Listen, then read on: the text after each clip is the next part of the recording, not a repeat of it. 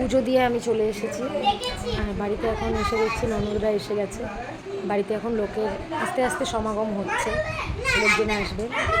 আজকে আমার মানে নিজেদের বলতে আমার ননদরাই এসছে, নিজে বলতে আমার ননদই আছে, তো ননদরাই এসছে। আর আর কালকে আরও লোকজন চলে আসবে সকালবেলা, যেহেতু সকাল সকাল অনুষ্ঠান শুরু হয়ে যাবে। তো কালকে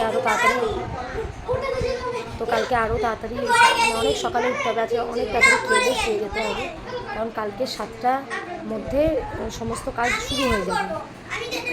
ঠাকুরমশাই অনেক সকাল সকাল চলে আসবে 6টার সময়, তো সকাল সকাল তোমরা অনেক ভিডিও দেখতে পারবে।